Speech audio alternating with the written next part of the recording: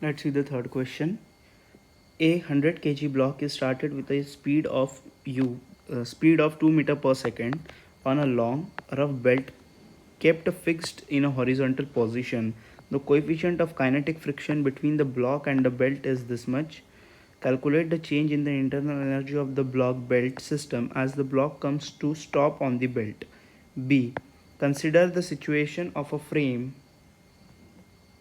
of reference moving at 2 meter per second along the initial velocity of the block as seen from the frame. The block is gently put on a moving belt and due to the time of block starts moving with the belt at 2 meter per second. Calculate the increase in system kinetic energy of the block as it stops slipping.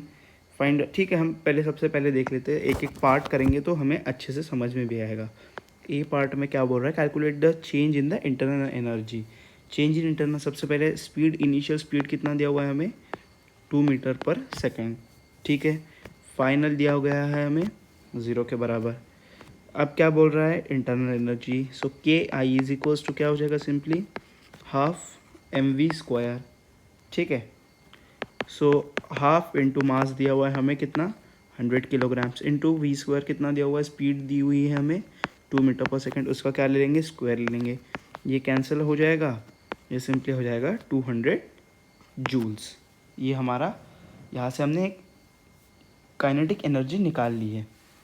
अब हम क्या करेंगे, अब change in internal energy पूछ रहा है ये हमसे. क्या पूछ रहा है, चेंज इन इंटरनल एनर्जी. अब चेंज इन इंटरनल एनर्जी क्या हो जाएगा, सिंपली देखिए मैं बताता हूँ. चेंज इन इंटरनल एनर्जी जो कि किसके बराबर होता है, जो कि होता है के आई माइनस के एफ. ठीक है, ये सिंपली हो जाएगा. इनिशियल एनर्जी हमारी कितनी है, 200 जूल, माइनस फाइनल एनर्जी कितना हो गया हमारा, 0 जूल, क्योंकि v इज इक्वल्स टू जो मतलब फाइनल स्पीड है वो हमारी कितनी है, 0.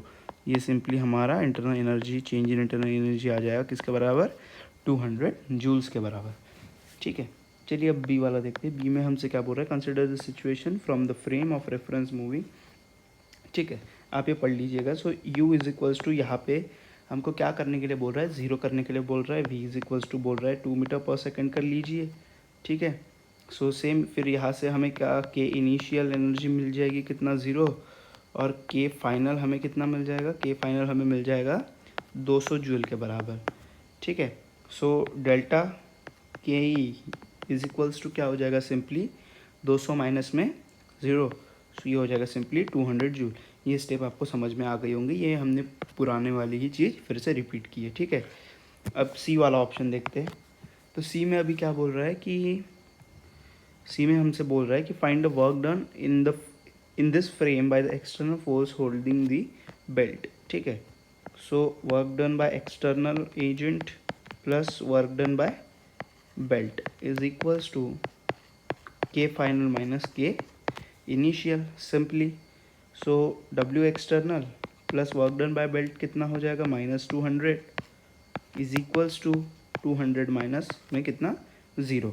So W external is equals to क्या हो जाएगा, सिंपली 0 हमारा आंसर आ जाएगा. Hence solve. So thank you so much.